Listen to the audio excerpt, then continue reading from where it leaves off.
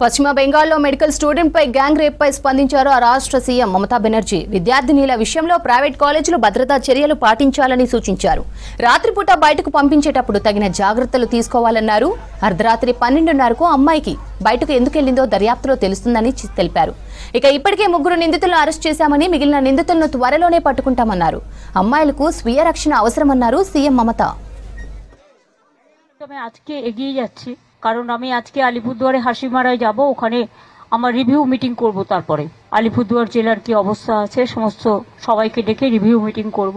করার পর আজকে আমি হাসিমারায় থেকে যাব, কারণ রাত্রিবেলা তো কিছু হয় না জঙ্গল বা পাহাড়ে।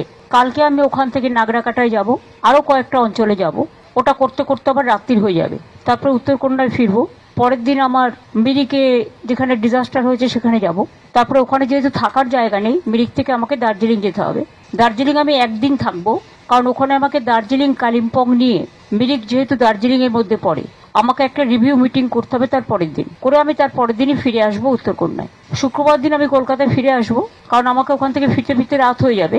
কলকাতায় ফিরে এসে আমার 5টা কালী পুজোর উদ্বোধন আছে, ওই কাজগুলো করব।